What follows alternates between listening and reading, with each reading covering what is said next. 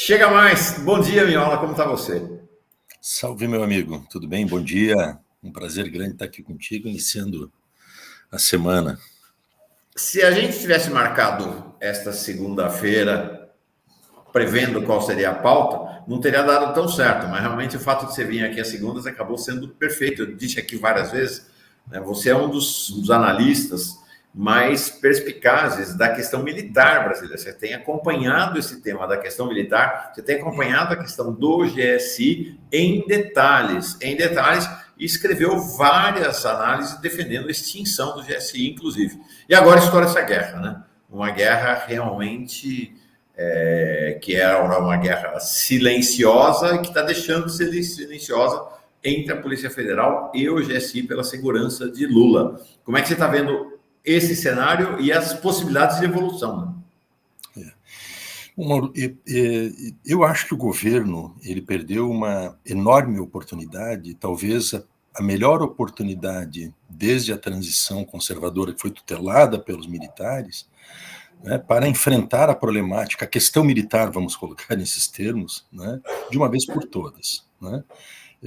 Porque nenhuma outra circunstância, o poder político, né, representado no Congresso Brasileiro, na presidência da República e a sociedade civil, estiveram diante de uma situação, de um desgaste, uma desmoralização, né, um descrédito absoluto das Forças Armadas, como agora. Né, seja pelos episódios, né, que geraram o 8 de janeiro e tudo que o precedeu, né, o ativismo direto das Forças Armadas, dessas cúpulas partidarizadas, né, que incensavam aqueles acampamentos, né, criminosos com terroristas, né, seja pelo absoluto desastre, a destruição, né, do país que eles promoveram no curso desses 4 anos de governo fascista militar. Um dos elementos, na minha percepção, que seria chave, né, nessa desmilitarização do Estado brasileiro e da redução progressiva da tutela militar sobre o sistema político e a nossa democracia seria a extinção do GSI. Né? E essas condições para extinguir o GSI, elas estavam maduras ainda na transição, né? E elas ficaram ainda mais favoráveis a partir do 8 de janeiro. Né? Então, eu te diria que, em primeiro lugar, que é preocupante, né, porque a história ela não vive em loopings, né, de apresentação de oportunidades tão férteis e tão fecundas como essas que nós já tivemos. Dificilmente nós vamos entrar numa outra conjuntura política que se apresente às mesmas condições. E eu acho que agora o governo está diante de uma situação, na minha percepção, que ela é muito frágil. Primeiro, o governo entrega aos militares o que eles mais queriam, que era a joia da coroa. Né? O GSI ele é um organismo instalado, incrustado no coração do poder civil. Se a gente tivesse alguma dúvida sobre a importância de extinguir o GSI, basta ver os acontecimentos do 8 de janeiro e reprisar aquele filme e reexaminar para ver se, havendo um outro tipo de proteção e de segurança presidencial, que não esta concedida pelos militares que estavam com espírito conspirador, se teria acontecido aquilo. Não teria acontecido aquilo.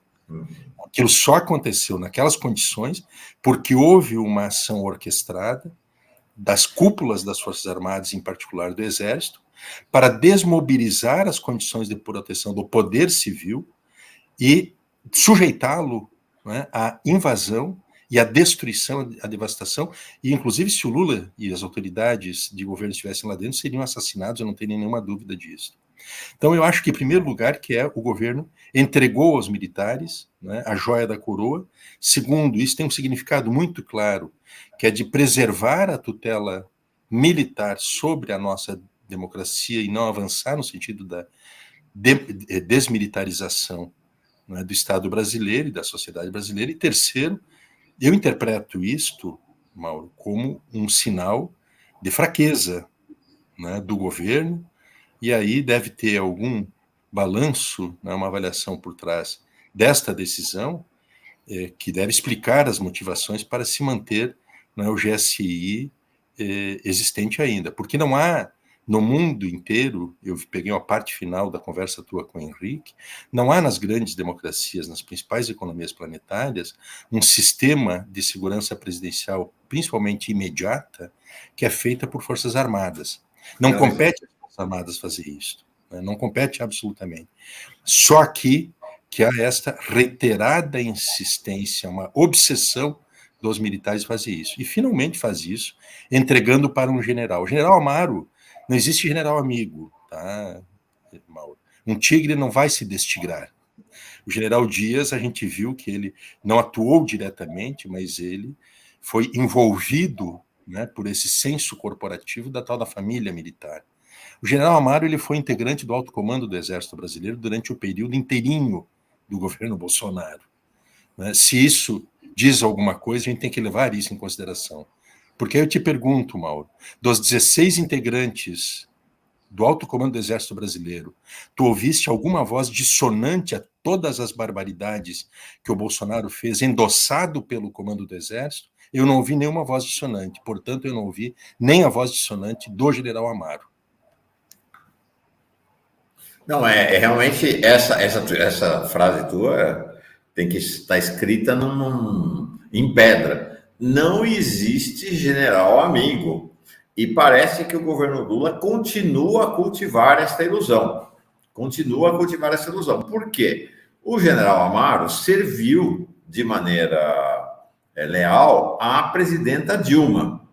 Né? Ele chefiou a segurança da presidenta Dilma durante 5 anos nos seus 2 governos, mas ele serviu também de maneira fiel e leal ao governo Bolsonaro, né? Ele chegou ao pico culminante, ao pico da sua carreira militar no governo Bolsonaro, né? Ele foi nomeado, ele foi chefe do Comando Militar do Sudeste, que é considerado o principal comando militar do Exército Brasileiro, e depois assumiu a chefia do Estado-Maior durante todo o governo Bolsonaro. Todo o governo Bolsonaro. E nessas condições, com esses cargos, Mauro, ele passou a integrar o alto comando do Exército. E dentro do alto comando do Exército, que é quem... Inclusive, o alto comando do Exército, ele endossou o tweet do... Tu recordas bem como é que foi elaborado o tweet que foi referendado pelo alto comando do Exército, do Vilas Boas, em 2018. É verdade, é isso aí. É importante dizer, registre-se, né? Isso, e ele estava lá em 2018, não, ele não estava no Exército. Ele não estava, ele entrou a partir de 19 no governo Bolsonaro, mas de qualquer maneira eu tô relembrando a função do alto comando do Exército, e que, inclusive, no período em que o Exército autorizou a ida do general Pazuello e outros generais da ativa, e o protagonismo do Exército Brasileiro em situações graves das ofensas e ameaças e emparedamento das instituições durante o período do Bolsonaro, ele estava no alto comando do Exército. E dentro do alto comando do Exército a gente não ouviu nenhuma voz dissonante, Mauro.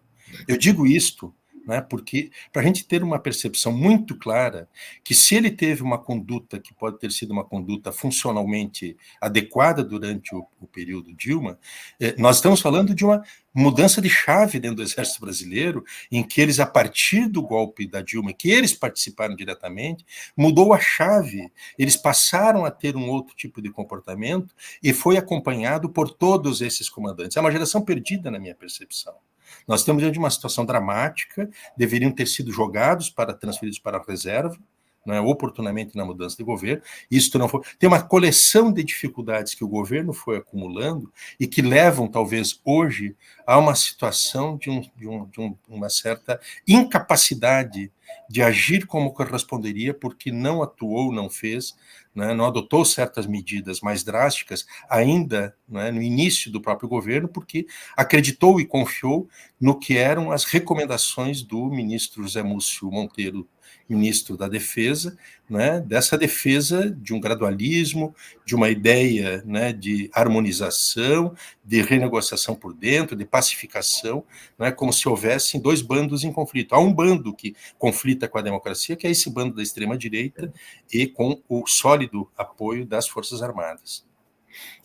Importante que se diga, né? No decreto de criação da Secretaria Especial, Secretaria Extraordinária de Segurança Imediata do Presidente da República, em 1º de janeiro, lá está estabelecido que em junho, agora, a segurança presidencial voltaria à responsabilidade do GSI, mas ela foi criada em 1º de janeiro, antes do 8 de janeiro, que teve apoio do GSI. A liderança da CESP e da Polícia Federal vinha negociando no Planalto para que a secretaria deixe de ser extraordinária e seja a secretaria permanente da segurança imediata do presidente da República. Essa negociação vinha em curso e estava, segundo nossas fontes, indo bem. Aí, o general Amaro chega e atropela tudo. Né? É impressionante essa coisa. Ele chega lá e diz, o presidente Lula já me disse que a segurança vai ficar com o GSI. Que a segurança vai ficar com o GSI. E aí abriu essa crise. E é um pouco essa coisa da arrogância militar, né, Miola? Ele não diz na entrevista, olha, a Polícia Militar vem fazendo um fantástico trabalho na segurança, vamos conversar, vamos dialogar. Não, ponto. Eu sou general. Quem manda nessa coisa aqui sou eu. Vai voltar o presidente Lula já. E é curioso, porque ele não diz em nenhum momento que o presidente Lula falou. Ele diz que o presidente Lula deu sinais, o que a Polícia Federal nega. A Polícia Federal diz que não há nenhum sinal do presidente Lula de que os militares vão reassumir a segurança presidencial. Nós vamos entregar o Lula na mão dos militares. É isso. Eles dão com o fato consumado, né, Mauro? Aqui o prazo para o governo tomar essa decisão, quer dizer, na verdade não é para tomar a decisão. O prazo, primeiro prazo temporário, né, de execução das atividades de segurança imediata do presidente é 30 de junho, pela Polícia Federal é 30 de junho, né, que poderá ou não ser estabelecido como uma rotina permanente, né, está em aberto ainda, né, mas essas tensões que são feitas, elas são tensões que provêm dos próprios militares com o objetivo de criar exatamente esses impasses e colocar uma condição, né, contraditória para o próprio governo. Eles não criam facilidade. Eles criam, na verdade, enormes dificuldades e colocam o governo, né, no canto do ringue, né, para extorquir o governo com o que é o seu interesse. Eles não querem perder o GSI, eles garantiram o GSI. Dentro do GSI, eles não querem perder o acesso preferencial e direto ao presidente da República, porque aí eles extraem muitas informações, né, eles têm uma possibilidade de controlar e vigiar e bisbilhotar o governo mais diretamente do que se não estivessem ali. E observa que o contingente que eles empregam, Mauro, ali no Palácio, é de aproximadamente mil servidores. 95% deles, ou 97% deles, são militares. Dos 1.070 e alguma coisa, 56 são civis. Né? Ao passo que a Polícia Federal ela executa essas mesmas funções com 300, um efetivo de 300 policiais. Exatamente. Então veja que, sob qualquer ângulo que se analise o assunto, né, não é recomendável, né, que o governo caia nessa esparrela dos militares e conceda, né, mais isto, né, para eles. Então, a ver como é que as coisas vão dar, acho que é importante esse papel que aqui tu, através da revista Fórum, está cumprindo, né, de pôr em evidência esse assunto, né, de tamanha importância, e oxalá o governo abra os olhos e estanque em definitiva a situação, normalize imediatamente um modelo de segurança que seja civil, né, aos militares e o que é dos militares, ou seja, exclusivamente as funções de defesa nacional. E as funções de defesa nacional não são definidas por eles, Mauro. Mesmo numa guerra, quem define a atuação do seu exército não é um alto comando do exército, é o poder civil, é o presidente da República com o seu Congresso que define como vai atuar. Então, na defesa, quem define isso não são os militares. O professor Manuel Domingos Neto, há muito tempo, tem defendido a ideia de se realizar no país uma conferência pública de defesa nacional, que envolva especialistas, políticos, intelectuais, a academia e, inclusive, setores militares para discutir a defesa nacional à luz da sociedade civil, mas não à luz da vontade autônoma dos militares. Então, veja que que importante seria o governo restaurar a situação depois de um trauma que nós vivemos, onde os militares tiveram uma atuação central na produção desse trauma e de todo o processo que aconteceu no nosso país nos últimos 7 anos, eu posso dizer, desde 2013, a oportunidade de colocá-los no seu devido lugar. Isso não é nem demérito, é apenas um estabelecimento de uma condição que seja funcional e razoável em qualquer democracia, sob pena de a gente deixar permanentemente este ator, que ele faz apenas um ajuste tático nesse momento, depois da sua inviabilidade, seu intento no último período, ele se reposiciona, mas ele não abandona o seu projeto próprio de poder, ele fica à espreita. A qualquer oportunidade ele pode entrar em cena e atuar e completar o serviço que eles não conseguiram, né, nesse último período. Miola, é interessante isso. Vamos lembrar que as Forças Armadas agora batem no peito, né? A FEB, as Forças Expedicionárias Brasileiras, o Brasil na luta contra o nazismo, os exércitos brasileiros na Europa. Gente, o alto comando do exército era contra o Brasil entrar na guerra ao lado dos Estados Unidos. Era absolutamente contra. Getúlio Vargas enfiou goela abaixo do alto comando do exército na época, a decisão do Brasil entrar na guerra. Então, é bom. Agora, há uma tese na cúpula do governo Lula que me parece ponderável, ok? Que diz o seguinte, ó, é melhor manter o GSI aqui dentro para a gente ter algum vínculo com os militares. Se tirar o GSI daqui, eles vão conspirar contra nós. Miola, essa tese, ok. Agora, veja como essa tese, ela começa a ser uma tese de concessão de espaço ad limite. Aí o general vem e diz assim, a segurança do presidente vai voltar para o GSI. Aí esse pessoal, né, essa cúpula do governo Lula que raciocina dessa maneira vai dizer, bom, melhor entregar a segurança do presidente Lula para os militares, porque se não entregar, eles vão conspirar contra nós. Ou seja, vamos ceder a todas as vantagens dos militares, senão ou extorsão, para usar a palavra que você usou, senão eles se voltarão contra nós. Então, me parece que há uma questão de como é que a cúpula do governo Lula está encarando a relação com os militares, né? Não, deixa eu deixar meu inimigo aqui perto, porque aí eu fico sabendo o que ele está fazendo. Bom, ele está conspirando dentro do palácio, né? Isso. Essa teoria ela tem valor relativo em determinadas circunstâncias específicas, não em relação aos militares. Essa ideia, né, de ter um inimigo próximo, saber o que ele vai fazer. Nesse caso dos militares, a forma de saber o que eles vão fazer e controlá-los é ter o ministro da Defesa. É ali que se faz o controle dos militares. Esse é um filtro, porque os militares eles só se expressam dentro de um governo civil por meio, né, da sua representação institucional, político-institucional. Quem é? É o ministro da Defesa. E esse ministro da Defesa ele tem que ser, por regra, um civil.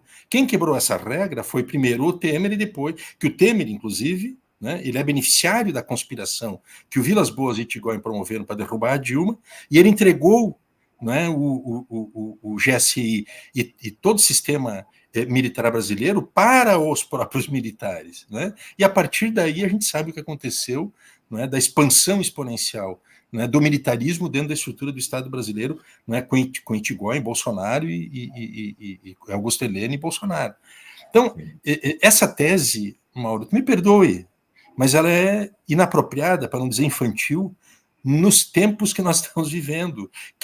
Nós precisaríamos ter um ministro da Defesa que não fosse um porta-voz dos interesses dos militares do governo, mas sim que fosse um representante do governo perante os militares, para determiná-los o que tem que fazer. E aí sim, né, estancar, mantê-los vigiados, ter o inimigo perto, é ter um ministro da Defesa da confiança do governo e da sociedade civil e da democracia, e não um ministro capturado, né, e que foi até por sinal, muito bem acolhido pelos próprios militares, comandos militares, porque eles indicaram, né, José Múcio Monteiro para o governo ainda durante a transição.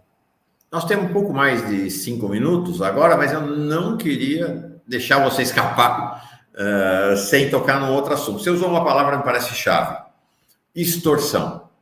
né? Então, você usou essa palavra-chave para caracterizar a relação do governo Lula com os militares. Bom, eu acho que essa palavra também cabe para caracterizar a relação do governo Lula com o Congresso Nacional. O que a gente viu ontem, e tem visto nos últimos dias, foi verdadeiramente impressionante. A entrevista do Lira em Nova York, respondendo à entrevista do Lula em Londres, fiquei muito impactado, porque o Lula em Londres diz o seguinte: nós vamos rever, vamos começar a questionar, de fato, a privatização da Eletrobras no judiciário. Aí o Lira em Nova York fala: não vai questionar, não. Né? Eu vou traduzir o que o Lira disse, mas em outras palavras, o Lira diz o seguinte: nós já derrotamos o governo Lula quando ele quis rever o marco do saneamento aprovado no governo Bolsonaro, que é um marco privatista. E o Congresso impôs uma derrota acachapante ao governo Lula no Congresso nesse tema. Realmente, a votação foi impressionante. 295 contra 136 apenas. E o que o Lira falou é o seguinte, falou, se o Lula não quer privatizar daqui para frente, não tem problema nenhum, ok, não precisa privatizar. É o governo dele. Mas o que foi feito já, ele não vai mexer. Não vai mexer, nós vamos derrotá-lo se ele tentar mexer. E acho que um cenário complexo para o Lula também no judiciário, né? Porque o judiciário, em que pese, especialmente o TSE, não é afeito esse tema, mas o TSE e o STF, alinhado com o governo Lula na defesa da democracia, nas questões econômicas, não tem sido assim. Então, parece que o Lira está dando os parâmetros estritos da relação de Lula com seu governo. Nessa entrevista, ele diz mais, ele diz, o governo Lula precisa entender que 2022 não é 2002. O cenário, o contexto de 2022 é diferente. Nesses 20 anos, o Congresso brasileiro, o poder parlamentar brasileiro cresceu demais, não é parlamentarismo, mas o Congresso Nacional tem um peso muito maior do que tinha naquela época. Então, o governo Lula precisa se adequar. Bom, estamos no tema extorsão, Miola. Sistema de extorsão, chantagem e ameaça. Né? Isto da mesma maneira que o Brasil não é mais o mesmo que 2003, o Congresso não é mais o mesmo desde 2013. Né? Há uma modificação significativa. Aquela ideia do presidencialismo de coalizão, ela praticamente desaparece junto com o desaparecimento da direita tradicional. Né? Nós estamos hoje diante de uma situação, na verdade, que é de uma quase captura total de atribuições típicas do poder executivo pelo poder legislativo. Um governo, e não é nenhum semipresidencialismo ou um parlamentarismo, na minha visão. É algo que está completamente fora da nossa Constituição, que é o que eu chamaria, a gente conversou muito rapidamente da última vez, né, de um sistema deputadocrático, é uma deputadocracia, é uma casta, né, que controla o Estado brasileiro, né, e, sobretudo, os fundos públicos nacionais. Veja que esse ano eles vão vão gerir 46 bilhões em emendas parlamentares. Mauro, eu acho, Mauro, assim, nós temos uma realidade de um governo, né, que ele é um governo que ele está cercado por vários âmbitos e atores centrais. O tema dos militares, que nós falamos agora há pouco, né, o tema, as finanças, o capital, né, o papel do Banco Central no terrorismo financeiro que por um lado é para dar continuidade a essa guerra de saqueio, de pilhagem do país, a cada 1% da taxa Selic, né, ela corresponde a aproximadamente 70 bilhões de reais. Isso é um saqueio brutal, mas mais além disso, ele asfixia o governo, porque não é o Banco Central que produz moedinha, né, dinheiro na maquineta, sai do Orçamento Nacional do Tesouro Nacional, portanto, retira de outras áreas para, né, transferir para grupos privados, especialmente estrangeiros, na forma de pagamento de juros. Então, este torniquete que o Banco Central coloca, ele inviabiliza o governo e, portanto, asfixia o governo. E o terceiro fator, né, de pressão e de chantagem sobre o governo é o Congresso. E eu acho, Mauro, que nós temos uma situação hoje que talvez o requerimento fundamental que nós precisamos para enfrentar a situação, nós não temos, e eu, sinceramente, acho, e é um grande temor que eu tenho com o desdobramento disso, acho que nós não teremos, que é um dispositivo popular para contra-arrestar isso. Não há saída. O Lula pode entrar na articulação política, no centro da articulação política, entregar tudo que que for de dinheiro. Semana passada, o Lula, depois da derrota do Marco do Saneamento, entregou 3 bilhões de reais, né, para eles se divertirem. E vai fazer isso permanentemente. O tema central para mim é que isto é um padrão inesgotável, eles são insaciáveis. O orçamento secreto ele é uma espécie de droga viciante. Né? Eles, quanto mais recebem, eles mais precisam. Né? Porque eles vão é um sistema endogâmico de corrupção, não é? E de clientelismo eleitoral com as suas paróquias eleitorais. Então, eu acho que o governo precisaria, neste contexto, para contrarrestar essa realidade, um sólido dispositivo popular de sustentação. Ele não tem, e eu temo que ele não venha a ter, na forma de, não só dessas conferências temáticas, essa recuperação, reconstrução que o governo já anunciou do sistema de participação social para a deliberação de políticas públicas na área da saúde, educação, assistência social. Tudo isso é correto, é bom, é bacana, mas isso não é suficiente, isso é rigorosamente bem insuficiente. Eu acho que o governo deveria colocar em marcha um projeto nacional com toda a complexidade e dificuldade que tem, de um debate público para a sociedade discutir do orçamento, uma forma de orçamento participativo, com toda a dificuldade que tem. Eu sei que não tem magia nisso, mas colocar o orçamento público em perspectiva da deliberação do conjunto do povo, isso tem um sentido pedagógico e educativo por si só, porque pode contrarrestar esse orçamento secreto. E, por fim, Mauro, eu acho que grandes temas sensíveis, centrais, estratégicos, para a sociedade, como, por exemplo, a desprivatização do sistema nacional de energia, não é? O destino de um banco central, se ele vai ser independente ou não, isso poderia ser feito em forma de plebiscitos. Retira do âmbito do Congresso isso e leva para um nível da deliberação pública mais amplo. Eu comento isso porque eu acho que o governo não vai fazer isso, infelizmente. Mas esse é um requerimento fundamental. E, finalmente, Mauro, para a gente entender como é que se comportam esses setores, que eles são apenas ocasionalmente aliados do Lula durante a eleição, foram ocasionalmente aliados na eleição, mas eles não são aliados estratégicos com Lula. Setores da burguesia nacional, da direita, daquela direita que não é fascista, que apoiaram o Lula, apoiaram ele unicamente para impedir que o fascismo avançasse, que o Bolsonaro se reelegesse e nós cairíamos num breu total, num precipício incontornável. Mas esses setores, eles têm uma agenda que é a agenda ultraliberal, está expressa hoje, por exemplo, no editorial da Folha de São Paulo, né, defendendo o marco do saneamento. A Folha de São Paulo diz que o governo tem que ser espezinhado, o Senado tem que fazer o serviço completo e derrotar o governo em definitivo. Isso diz o editorial da Folha de São Paulo. Então, esses setores que não são fascistas, mas setores ultraliberais da sociedade brasileira, não têm compromisso com a democracia. E eles sabem que eles matando e asfixiando o governo Lula, eles não estão derrotando o PT e a esquerda. Eles estão colocando a democracia em ameaça direta, porque é um ambiente fértil para a expansão do fascismo.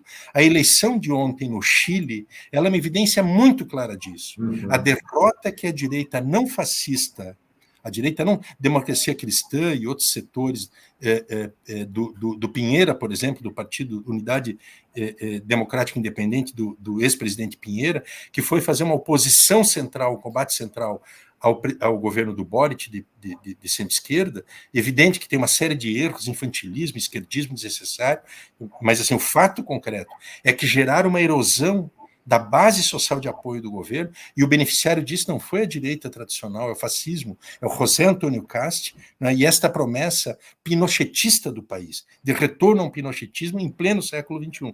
E eu trago essa analogia porque é disso que se trata aqui.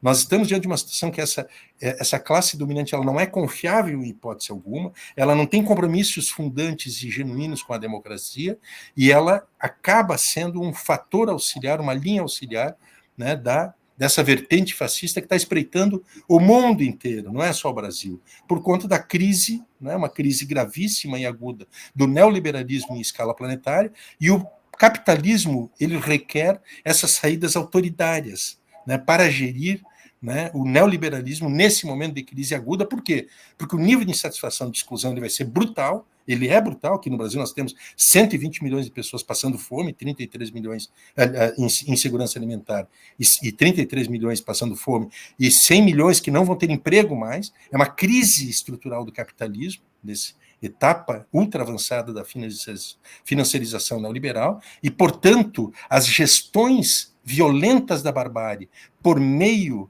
dessas forças de extrema-direita e fascista é a solução do capitalismo. Isto não é a superação do capitalismo, é a própria, né, reprodução do capital em condições de crise aguda, né, da sua estratégia de dominação e reprodução. Não, questão chave. Eu lembro, Miola, que nós acompanhamos juntos, você lá no Chile e eu aqui no Brasil, a eleição chilena. Exatamente. Né? Exatamente. E vamos lembrar, tem muitos traços de igualdade, né?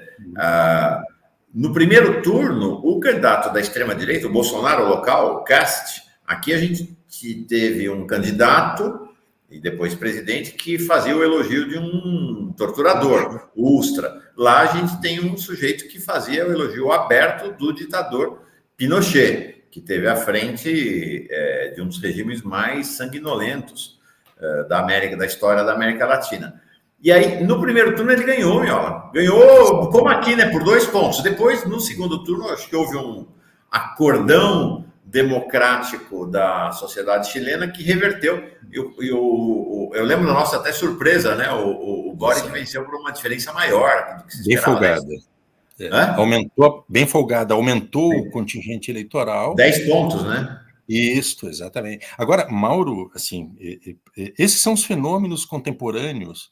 A América do Sul, ela ainda é o único lugar do planeta, do mundo inteiro, onde a extrema-direita ela polariza com o campo progressista da esquerda. Na Europa, nos Estados Unidos, a polarização com a extrema-direita é pela direita. Tu observa isso.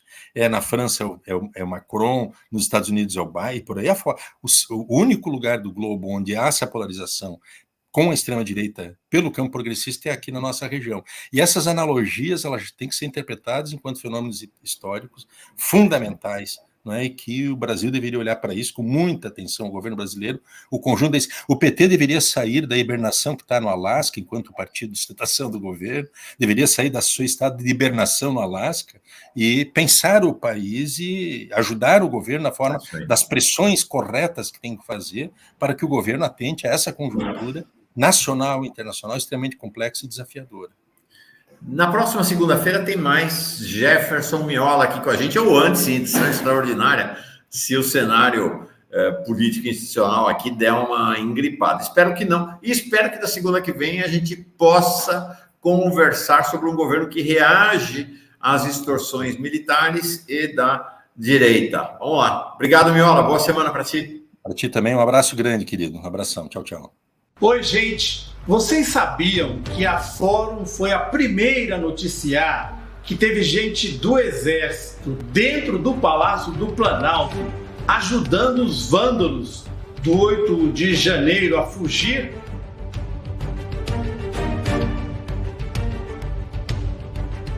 Pois é, essa pessoa hoje se tornou testemunha oficial e só agora está sendo descoberta pela mídia convencional. Você que nos acompanha há muitos anos não fica surpreso, né? Tivemos juntos no golpe contra Dilma, na perseguição ao Lula pela Lava Jato e durante o pesadelo que foi o governo Bolsonaro. Então você sabe melhor do que ninguém, fomos alvos de ações na justiça muito custosas. Por isso, a Fórum Filmes pede a sua contribuição para fazer um documentário sobre o dia histórico do 8 de janeiro, com informações e entrevistas exclusivas. Da mesma maneira que já antecipamos essa testemunha-chave para todo o processo. O Renato Rovai, futuro cidadão honorário de Sinop, Adri De Lorenzo e toda a turma da Fórum, inclusive eu, contamos mais uma vez com a sua ajuda para poder apresentar esse trabalho. Quem não puder, mesmo que um pensamento positivo já nos ajuda. Muito obrigado.